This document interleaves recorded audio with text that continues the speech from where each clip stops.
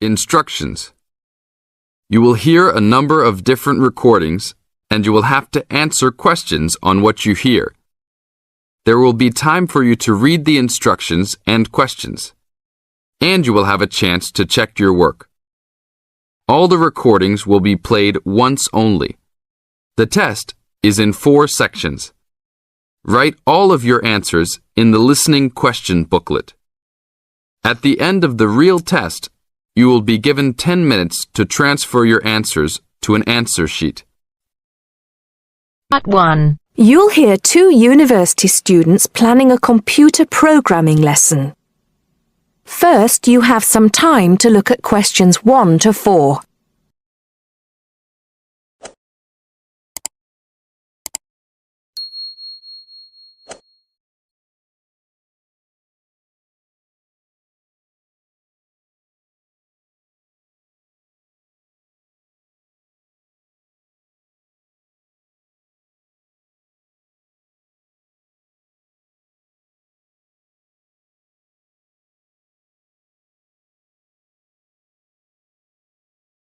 Now listen carefully and answer questions 1 to 4.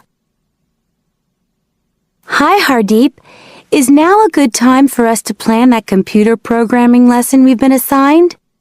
Hey, Don. I was just thinking about that, actually. Yes, let's get it out of the way now, shall we? I've got the instructions here. So, it says, design a 45-minute lesson for a class of 16 teenagers where they learn how to write a simple computer program in BASIC. Now, I know, of course, that BASIC is the computer language people used to use back in the 1980s when they wrote programs on microcomputers, but I'm not sure I feel very comfortable teaching anyone about it. Well, I did a bit of research yesterday and found out quite a few things, so I think we'll be okay. Great. So, what do you have in mind?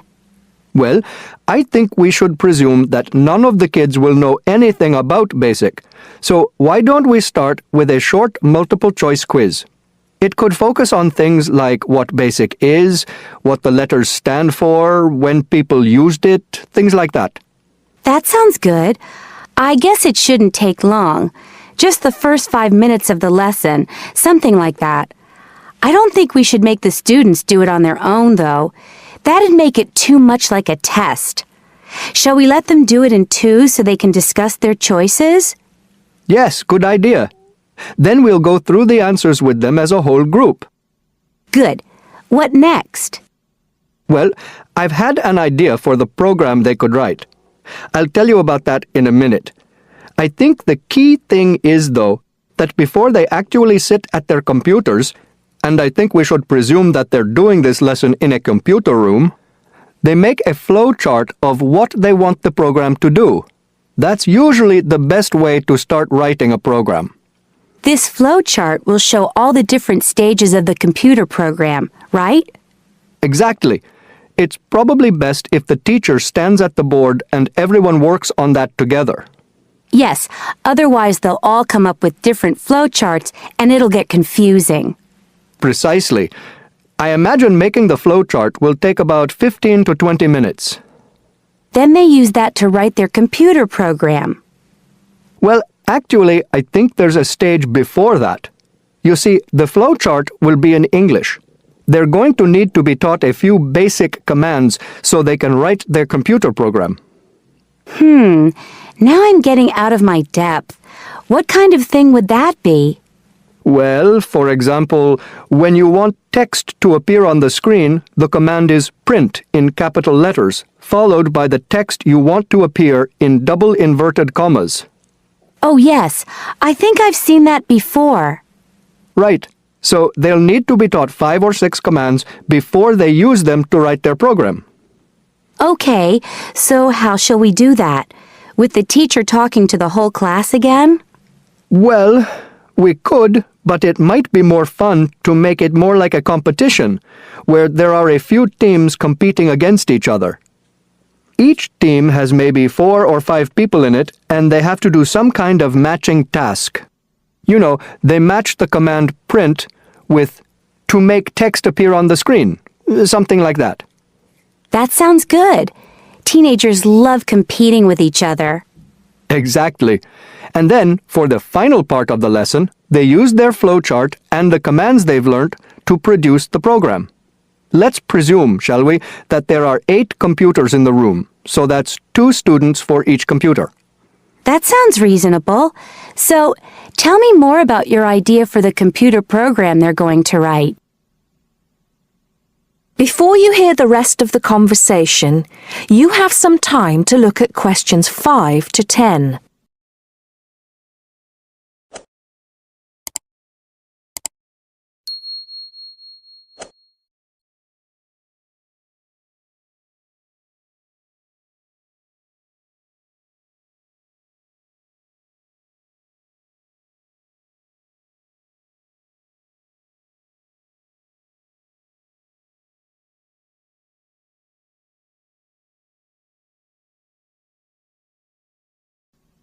Now listen and answer questions 5 to 10. Okay, so it's a very simple program. I've actually written it down here so we can go through it together. Okay, so the first line says 10 CLS. What on earth does that mean? Well, every line of a basic computer program starts with a number. They usually go up in tens, so the first line is 10, the second 20, and so on. And CLS is the command we use in BASIC to clear the screen. Oh, I see. So that's just telling the computer to start with a blank screen. Exactly. Then we move on to the next line. So this one says 20, print, guess a number between 1 and 10. Right, I see. That appears on the screen. It's not that difficult, is it, when you get the hang of it?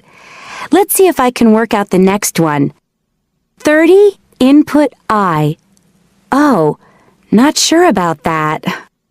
Well, all that's saying is that the person playing types in a number. Input is the basic command for type in, and I just means any number you like.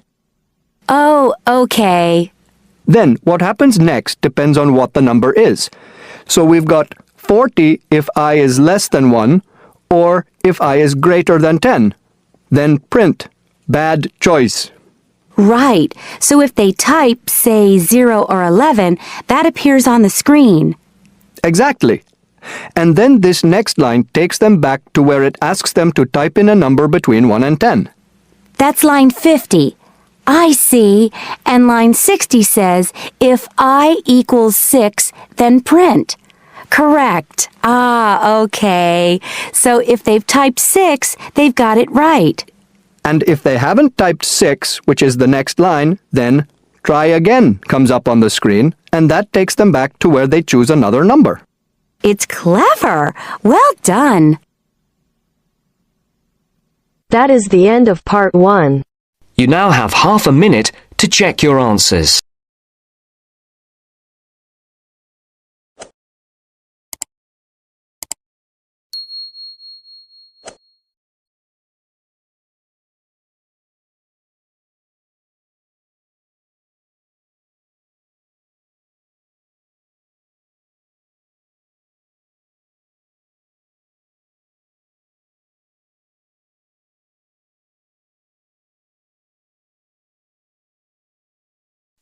Now turn to Section 2.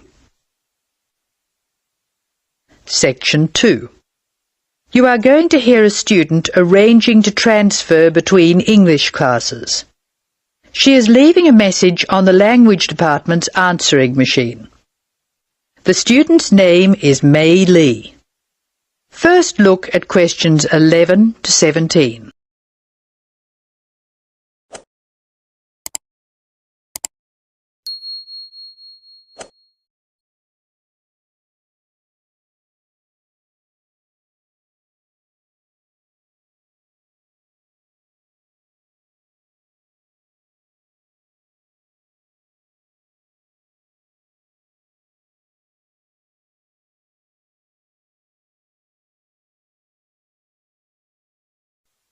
As you listen to the first part of the talk, answer questions 11 to 17. Hello, This is May Lee speaking. This message is for Mrs. Brooks in Student Affairs. Mrs. Brooks, I telephoned you last week and you told me to call back and put the details of my request to transfer on the answering machine. I hope you can hear me easily. I have the form here and I'll give you the information working from the top to the bottom. As you know, my family name is Lee, spelled L-E-E, and my first name is May. My student number is 002312. That's 002312. I'm in Mr. Anderson's class. You know, he's the one who helps out with the football team. The next part of the form asks for my address. I'll give it slowly. I live at Flat 5, 10 University Avenue. You probably know the building. It's just near the engineering school. The telephone number is 818-6074, and I share it with a lot of other people, so it's often engaged. I'll give it to you again. 818-6074. I think that's all I have to put on this part of the form. I know you were curious about my reason for requesting a transfer, so I'll explain that next. Before you hear the rest of the talk, you have some time to look at questions 18 to 20.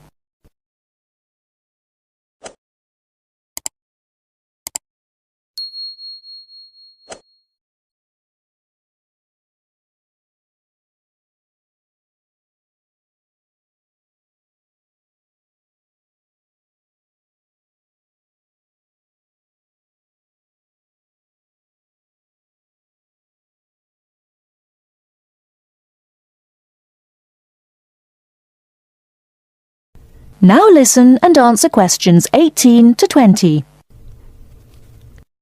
Now I'll tell you why I want to transfer between classes.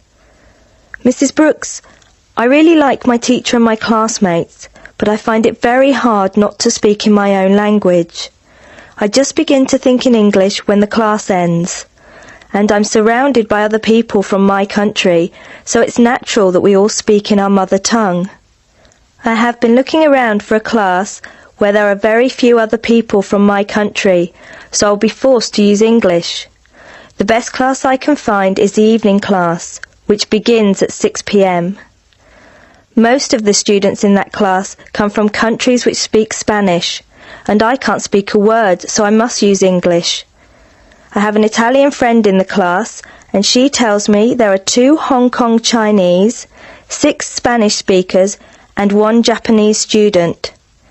She says most people speak English at the break, although sometimes the Spanish slip into their own language. I checked the class list, and 2 students have dropped out of the evening class, so there should be room for me. Could you please see if I can join the class? I'm not sure what the class number is, but the evening class I want is in room 305 of the Trotter building. The class I'm in now is next door to the Trotter building in Prince Tower, so it's very easy for me to find my way to the new class. I'm not going home until late today, so could you please leave a message for me at my friend Margaret's house? Her number is 812-7543, and she has an answering machine. I do hope you can transfer me, Mrs. Brooks. If there is any more information you need, please call me. Thank you very much. That is the end of section 2. You will now have some time to check your answers.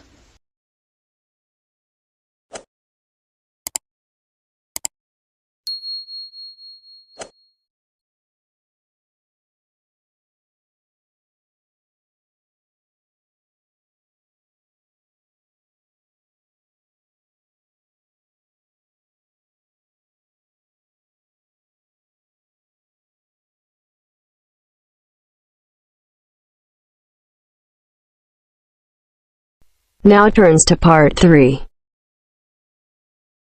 Part 3. Richard Murray, a zoologist and popular TV personality, has been giving a talk on endangered species of wildlife to members of the Young Conservationists Association in a small town in the south of England. Listen to the extract from the discussion he had with two of the young people after his talk. First, you have some time to look at questions 21 to 25.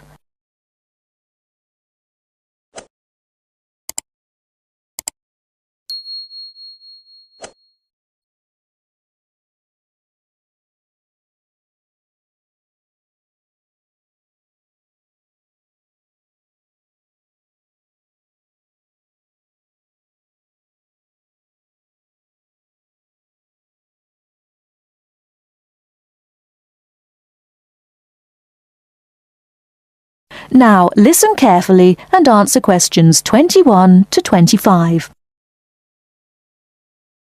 What would you say, Mr. Murray, are the main reasons that so much of our wildlife will have died out by the end of the next few decades?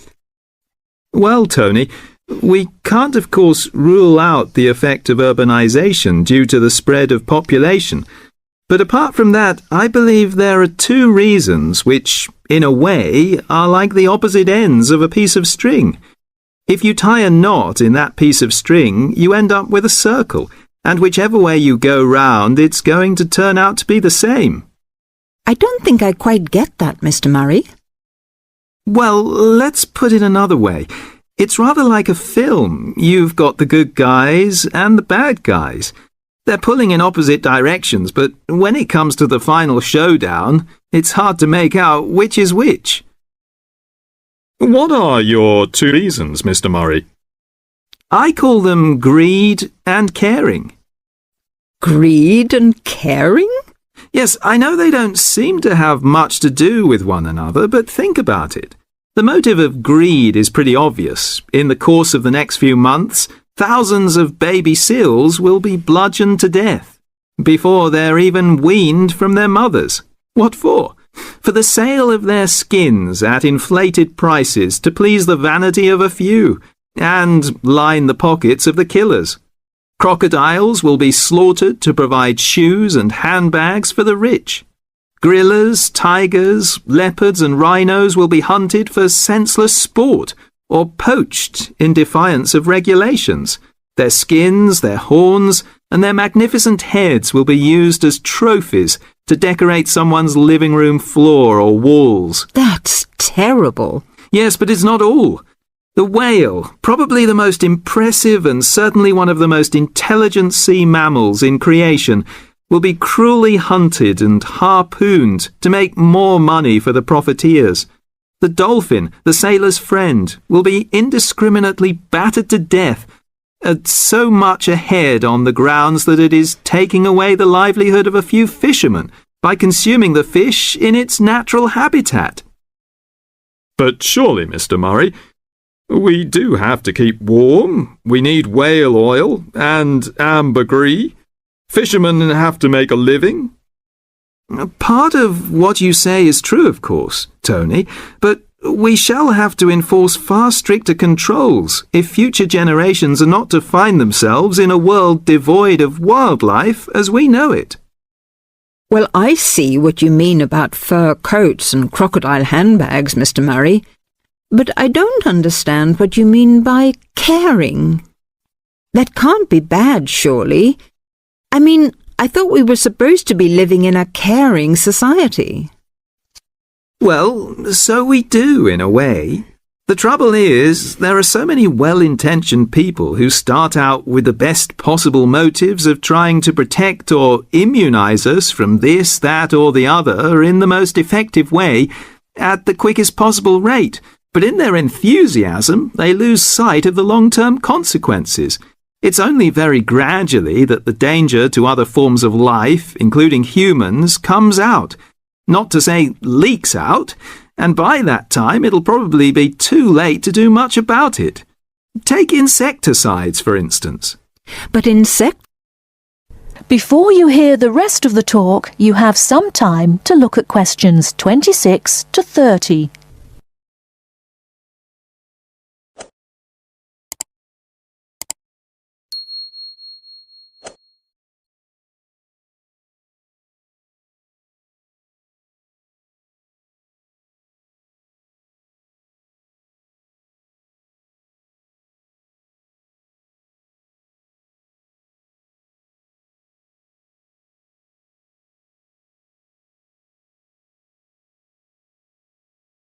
Now listen and answer questions 26 to 30.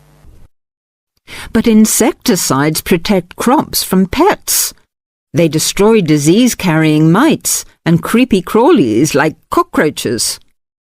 True, but nature has a way of developing her own immunity against insecticides and other pest controls, with the result that the biologists are driven to inventing stronger and stronger compounds, which, though they may annihilate the pest, nevertheless permeate the environment, are assimilated by plant and animal life, and become absorbed by the soil. Countless innocent creatures, the beaver or the mole, for example, are performing a useful task in the natural control. The alarming prospect is that as these poisons enter the foods we eat, and consequently our own systems, they'll find their way into the body of the pregnant mother and into her milk, offering incalculable risks to the unborn or newly born infant. In spite of all our technological expertise, our time is running out. We're virtually destroying ourselves. That is the end of part 3. You now have half a minute to check your answers.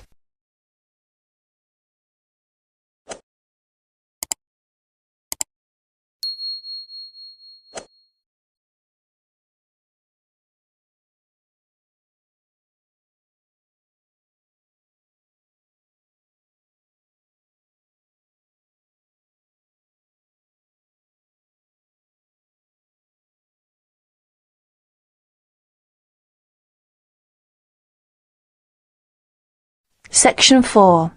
In this section, you will hear a report about crime and punishment in the UK. First, read questions 31 to 40.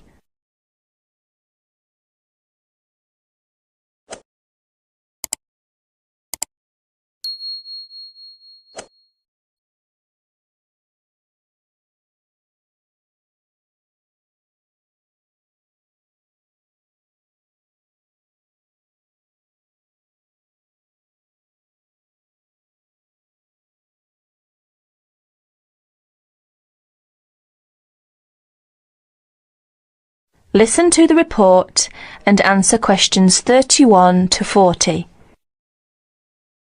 Like many other countries, Britain has experienced a great increase in criminal activity of nearly every kind. Nearly 5 times as many acts of violence were reported to the police in 1997 as 20 years before. Although most burglars are not caught, those who are caught overload the courts and prisons. Although the courts try, in theory at least, to use probation, community service, and other devices to avoid sentencing people to prison. The 50,000 people in prison are more in proportion to the population than in any other Western European countries. Vast sums are being spent on building new prisons, but the prisons are still overcrowded, and the humiliation suffered by their inmates makes rehabilitation difficult. Many prisoners are released early on parole. The prisons in England are run by the Home Office, though each prison has a local board of visitors who make reports about conditions and also deal with serious bad behaviour. Normally, prisoners are released after serving 2/3 or less of the time for which they were sentenced. But an offence in prison may be punished by the loss of some days of remission. There are several kinds of prisons, including open ones, and some prisoners go out to work in groups outside. Prisoners who want to study for examinations are helped to do so, and there are training courses in prisons. But in practice, some spend little time outside their cells. Most crime is committed by young males, and is opportunist and is not planned by hardened professional criminals, although these do exist in most common people's view. Crime tends to be concentrated in large cities and urban areas. About 94% of offences recorded by the police in England and Wales are directed against property, but only 5% involve violence. Rising affluence has provided more opportunities for casual property crime. In 1977, for example, car crime was only 1/10 of total crime, but this has risen to about 28%. The demand for and supply of illegal drugs had been an increasing factor in the incidence of crime in recent years. Regular crime surveys are undertaken in England and Wales, Scotland and in Northern Ireland. In 1999, a survey in England and Wales asked respondents for information about how crime had affected them in 1998. It estimated a total of 15 million crimes in 1998, the majority of which were against property. Violent crime accounted for only 5% of the total, while 36% involved vehicles, 9% were burglaries, and 30% other forms of theft. These surveys, the fifth of which is in progress, indicate that many crimes go unrecorded by the police, mainly because not all victims report them. That is the end of section 4. You will have half a minute to check your answers.